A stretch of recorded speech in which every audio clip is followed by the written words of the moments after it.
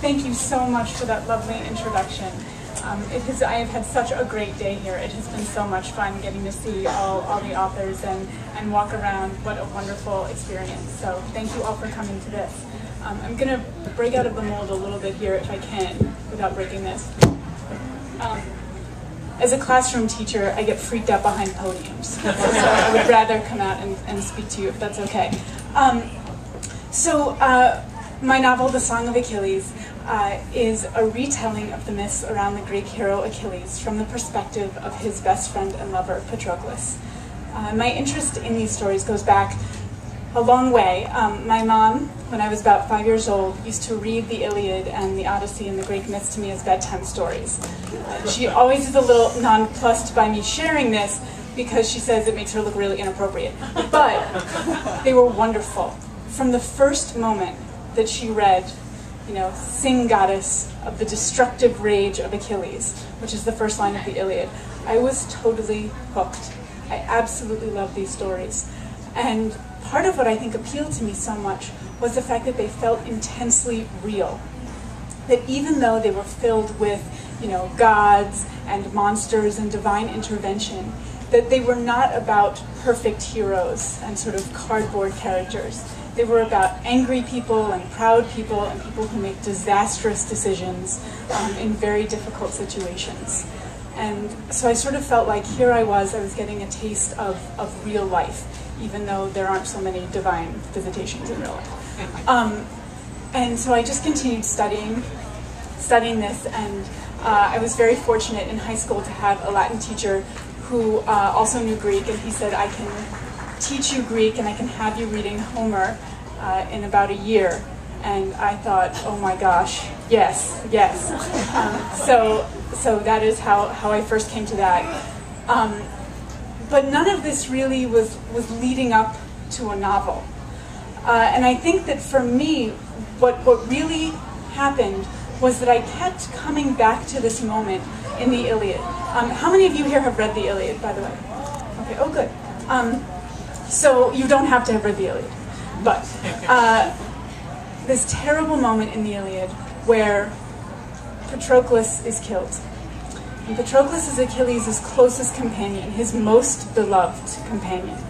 And we don't actually hear very much about him in the Iliad. He's a very minor character. He shows up a little bit, you kind of see him in the background, all through the time that Achilles is sulking in his tent, refusing to fight for the Greek side because of his conflict with the Greek general Agamemnon. So Patroclus is killed. And all of a sudden, Achilles just completely loses it.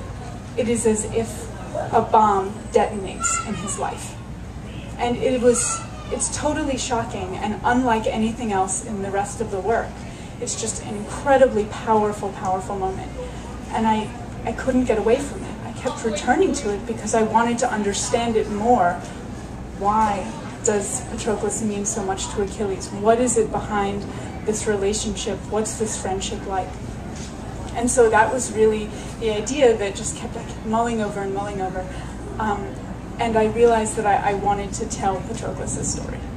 And that I wanted to really understand from the inside out who was this person who could shake the greatest hero of the Greek army to his foundation. And that was really the beginning of the book. It took me 10 years to write, which was not planned. It just ended up taking that long. And partially it ended up taking that long because I was also teaching at the same time. And if it's okay, I'd love to embarrass some of my former students who are actually here, John and Eric. So thanks for coming, guys. And I have to say that teaching and being able to be talking about these stories at the same time that in the background I had sort of this writing going on, turned out to actually be a wonderful, wonderful thing. Because I was constantly experiencing it through the eyes of people who were seeing it for the first time. And that helped keep it fresh for me. And it was also great because it made me take time away from the story.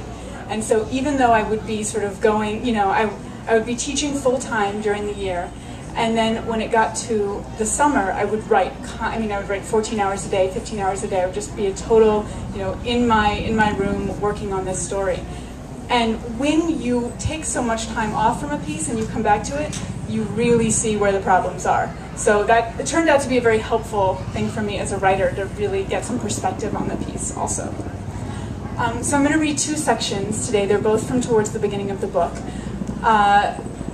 One of the things about Patroclus that I discovered, as I said, there's very little about him in the mythological record. But one of the interesting things about him is that when he was a child, he was born a prince, but he accidentally kills another boy. This is mentioned in Homer. And is exiled from his kingdom and taken in by Achilles and his father, sort of like a charity case. And that's how the two boys eventually become friends. So the first scene is going to be right kind of at the beginning of their friendship when they're both about 11 years old. The second scene is going to be when Patroclus meets Achilles' mother for the first time. And she's a sea nymph goddess. I will use this for the reading.